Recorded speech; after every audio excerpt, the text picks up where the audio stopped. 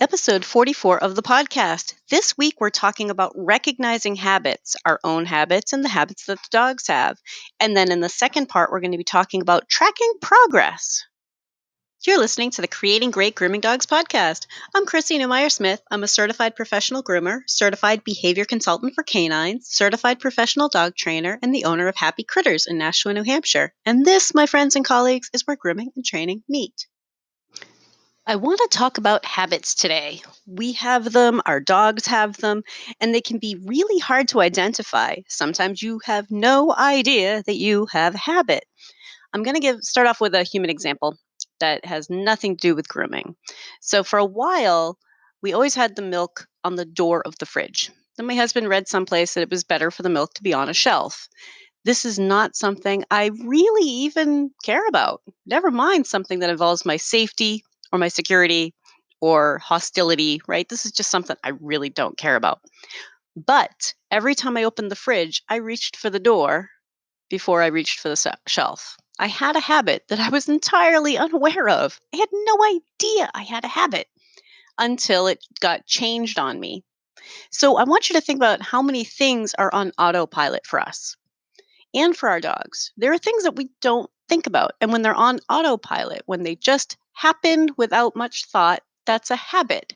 And those habits can be good, and those habits can be things that we need to change. So, in the case of the milk in the fridge, uh, I definitely took about a week before I started reaching for the door. How ridiculous is that? A week. This is something I don't even care about. I didn't know I had a habit, but I instinctively just reached for the door. It might be because it's before coffee. That's when you need the milk, right? Before you drink the coffee. So I had no idea I had a habit. I'd reach for the door, wasn't on the door, reached for the shelf. When I went to put it away, there was no room on the door to put it away, put it back on the shelf. So along with changing that habit, we also changed our access to room on the shelf, on the door, rather. Like we had to change where things go. If there were room on the door, the milk would go back to its old place because I have a habit and I was searching for that spot. So when we're trying to replace a habit, we need to set ourselves up for success. We need to help change something in our environment to make that easier for us. Now, animals have habits too, and those habits can be tricky. For some dogs, that's the greeting habit. Let's say, you get to the door and you're coming in. I can tell you what my dogs like to do. One of my dogs is right there at the door doing the happy silly dance, and the other one is further back and waiting to go out into the back door. Like he's waiting at the sliding glass door, excitedly waiting for me to go to help him out, to go out and play. They aren't really thinking about what they're doing. Those are habits. They happen consistently, pretty much all the time.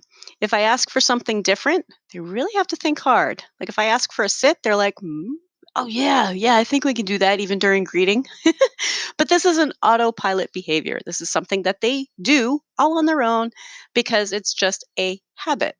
It's a good habit. I like the way I get greeted by my dogs, so I think that that is simply fine. No need to change it. Sometimes our habits are good. I feel that I have a good habit when I'm brushing. When I'm brushing a dog, I'm very, very gentle. Do you have a good habit while you're brushing? Are you really gentle? And gentle with the dog as well as with the tool. Are you gentle while you're holding that area? Be thinking about some of the habits we have, things that we don't notice that we do. Another example that has nothing to do with grooming.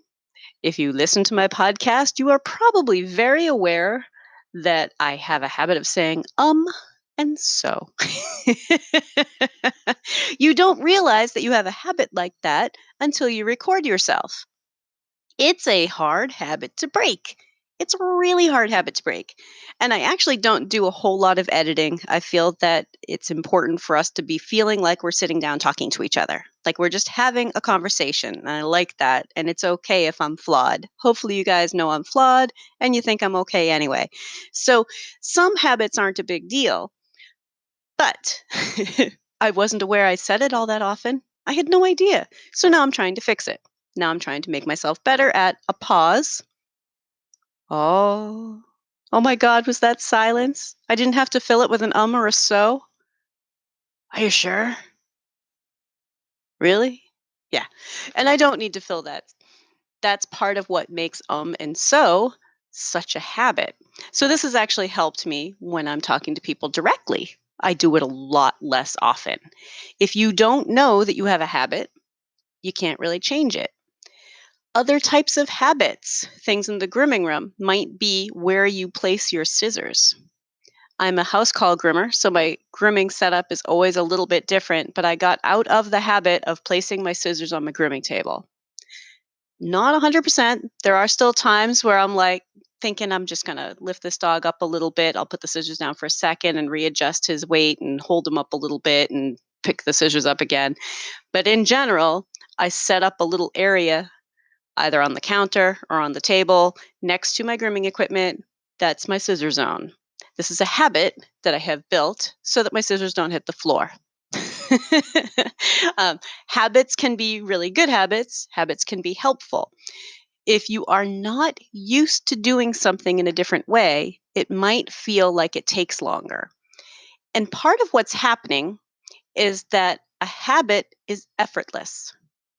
You're no longer putting effort into thinking about it, right? Do you put much effort into thinking about starting your car up in the morning?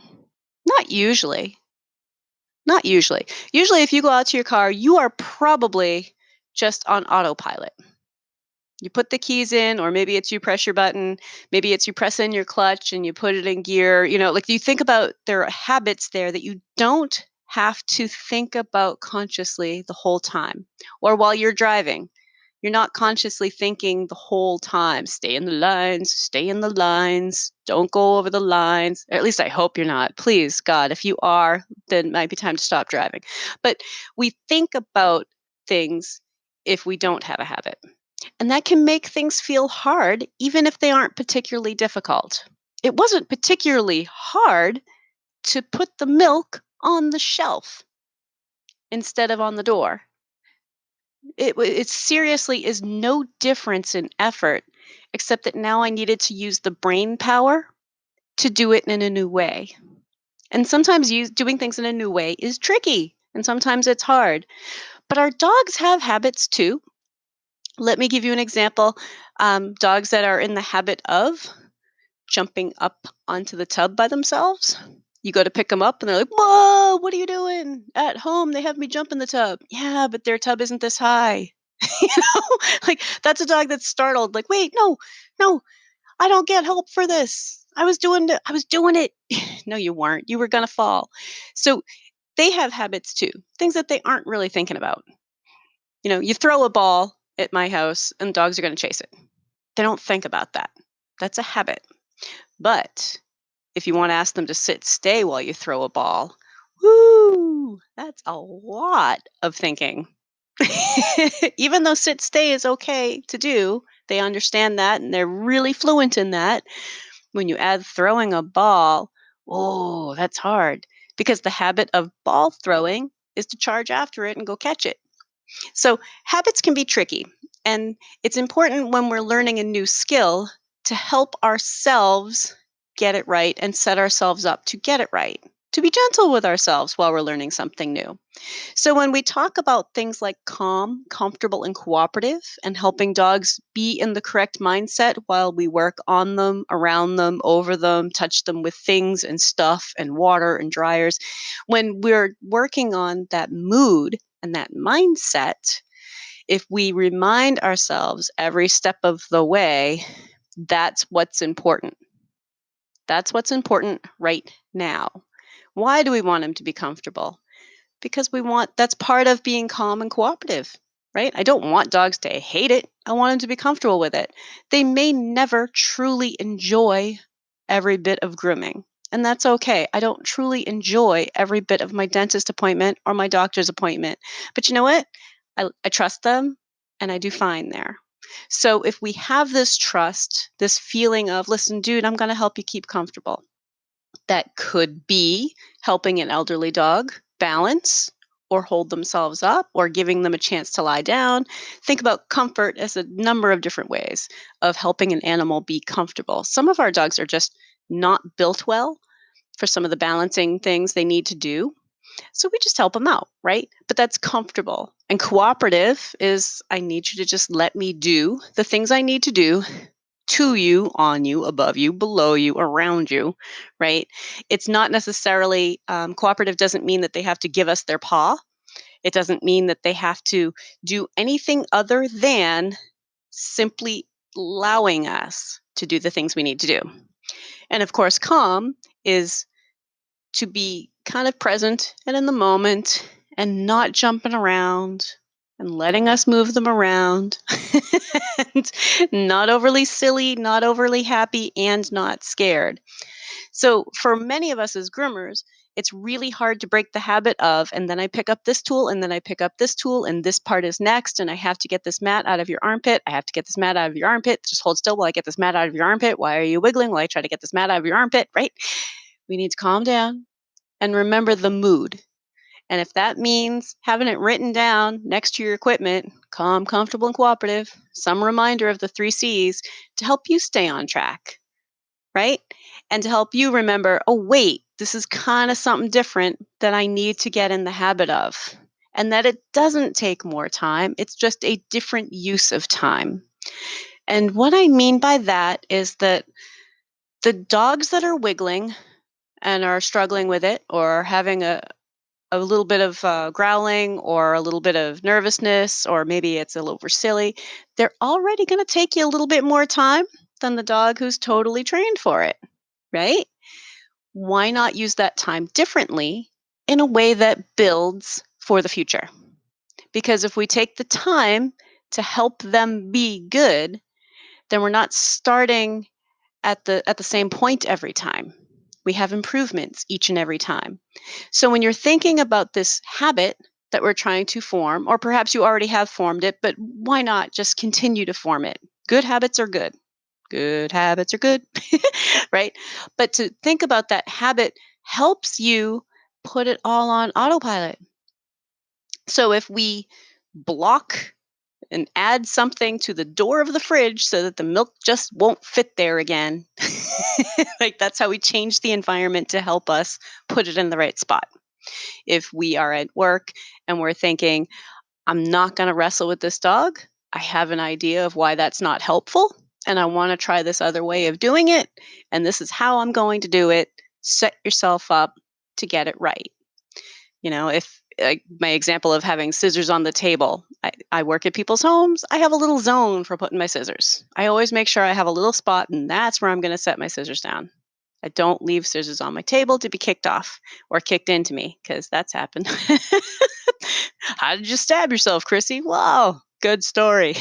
um, but when we talk about habits, habits are really hard to change if you aren't aware that you have it, and they can feel like everything is easier when you are still putting in a lot of effort. It just feels different because you're not thinking about it. So, as we build good habits and we help our dogs build good habits, we have to help ourselves by making the environment easier. If you're enjoying my podcast, please remember to subscribe so that you don't miss any episodes. When we're creating a new behavior or working on some new behavior, we need to be able to track progress. Now, sometimes we just kind of assume, like, oh, that seemed better. But I want you to have something just a little bit more defined than that. First, we need to look at the exact behavior that we do want. So I'm going to come up with an example right now. Let's say it's trimming around the eyes. Maybe it's a very short nosed dog who's had some problems with skin irritation next to the eye. Maybe you're a little Shih Tzu or something. But I want you to think about this particular problem and how we can define what we want, which in this case would be being calm, comfortable, cooperative, and still for me. Still, not stiff, like loosey goosey still. Like, okay, I can be calm while we approach the face, while we touch the face, while we touch the face with something, while we touch the face with something that moves, while we touch the face with something that vibrates and moves and makes sound, right? That could be all of the steps, and to continue to help that dog be good. So, for instance, I often will start off with my finger, like, okay, here, right by your eye. and then make the motion I'll make with a comb, and then move the comb toward their eye, and then make the motion I'll move with the comb, and then maybe take the scissors next to the eye, and then make the motion I'd make with the scissors, and then actually trim some hair with the scissors. Like you think about there are lots of little steps. But sometimes as groomers, we get tunnel vision and we start thinking about if we were successful based on what hair was removed, right? That's not really a success for the dog. We have lots of other little successes. So when we're measuring success, we need to be thinking about, and we're tracking progress, we need to be thinking about the thing that we're working on and how many repetitions we did and if it was successful or not. So, one of the ways that I define this for my training customers when they're in their houses, a lot of people have found this visual to be really helpful, is imagine you have a vase, clear vase, and you're going to fill it with white marbles and black marbles. White marbles are times that it went right. Black marbles are times that it didn't go right. That doesn't mean bad dog, it means incorrect, didn't go well, right? Following me so far? So we have white marbles, black marbles. What we want in that vase is each experience to have a white marble. Sometimes there's going to be a black marble. For many dogs, they have a whole bunch of black marbles in the bottom of that vase before they even come to us. And I'm thinking directly about like those dogs with the problems around their eyes, because what many owners are doing, and ask your owners if you have a dog that's not great with their eyes, ask their owners how they're doing it. I find a lot of owners are holding their dog's mouth shut and pressing down on their nose, which is basically not giving them any way to breathe, while they press into that delicate skin and kind of crush stuff into it. So they're doing something that's kind of owie while they suffocate their dog. So they're kind of creating this feedback loop that is not happy, right? So sometimes these dogs are coming to us with a glass vase filled with black marbles, just all bad experiences. So for us to think about adding good experiences and tracking progress, I want you to think about, okay, so if I can walk over to that dog and reach and approach their head, right? I'm going to call that a white marble. All right, now this time I'm going to put my finger near your eye. That's another white marble. This time I'm going to put my finger near your eye and I'm going to smooth it a little bit and I'm going to touch that hair. Great, white marble. Dog still calm, comfortable, cooperative. Great. I'm going to call that a white marble, right? What if I put a comb near it? Oh, wiggled a little bit. Okay, we'll call that a black marble. Didn't go crazy, but still not what we want. We're going to call that a black marble, right? We get back with that comb, we comb a little bit. This time it's a white marble. Great. I want you to think about how many marbles we just assembled. Most of them were white. We're trying to build good habits and we're trying to build good experience.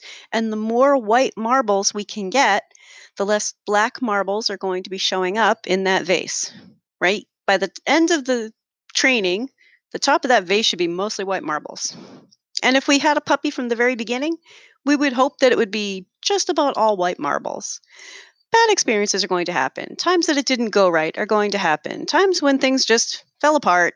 That's all going to happen at some point. I will give you a quick example. One of my dogs got stung by a bee, and trying to get that bee away from him, like get that bee stinger out of him, was a little bit like weird for him. He's like, "Whoa, God, no, there's something right there," It was a very unusual situation, and it's not like he would try to hurt me to get it out, but he was evasive. Like, no, you don't understand. There's something there. Yeah, I do understand. I'm trying to get the bee stinger out of your ear. Oh, okay.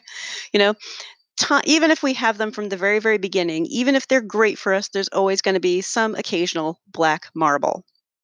But when we are trying to track progress and we start thinking, how did the dog respond to that? Then we can start thinking, you know what? I didn't get his face as perfect as I want, but that's not how I'm measuring my success. I gathered up a whole bunch of white marbles with this dog, right? I just put money in the savings account. And when you think about white marbles as savings, yeah, this dog is going to remember that that was a whole bunch of good experiences. We spent time building good experiences. We put a whole bunch of white marbles into that vase, and only a couple of black marbles, if any, happened. It'll happen. You'll push a little bit too far and just backtrack a little. and rebuild that trust again. But all those white marble moments built trust. They help the dog be calm. They help put some savings away for the future, right?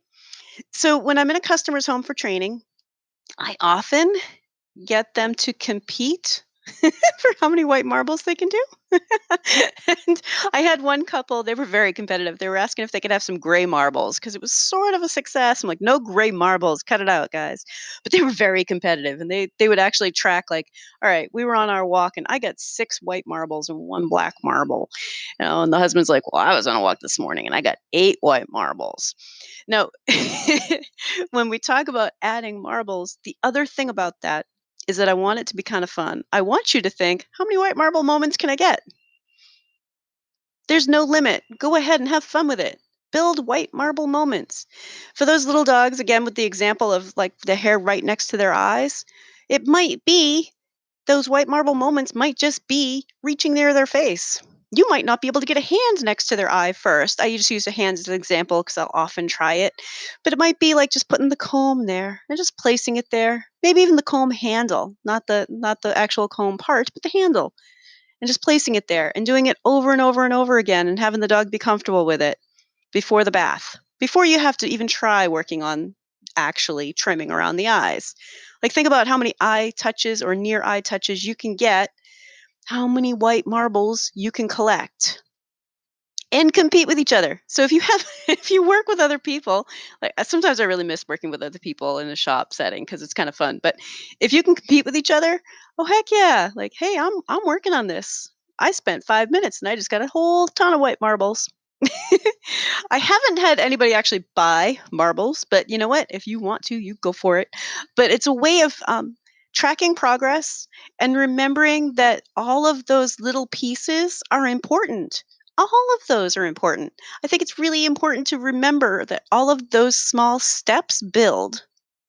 All of those little tiny pieces are really important, and that our success is not just a perfect trim. Now, ultimately, with a dog who's had problems, getting that perfect trim is such a huge success, right? When you finally have this dog calm, comfortable, cooperative, and at that point where you can really just use your skills and make them look as great as possible. I mean, it sometimes just brings a tear to your eye that you're like, oh my God, I can't believe how much work we put into this. And you are a good dog and you're fine. And we just did your first big boy trim, right? But a lot of work goes into that, and we can't just focus on how well we got it or how long it took. So, by focusing on all of those little details, and I actually have my owners start calling it out: white marble, white marble, white marble. Like we point it out to each other. I get family doing it to each other. Like, hey, that was a white marble. Oh, that was 2 white marbles. Oh, it was 3, 4. Wow, you're really racking up the white marbles. Now, in a home setting where it's a training thing, it could be white marbles, could be every time you ask them to sit or every time you ask them to come to you and take hold of their collar to get them used to, and I take hold of you, right? It could be lots of different things in a home setting, but if you continually count successes, even if they're small, that can really help you because I think that it helps with our morale. It helps us to remember that, wait, no, even if this wasn't perfect today, even if his face doesn't look as beautiful as I want it to, you know what? I made progress.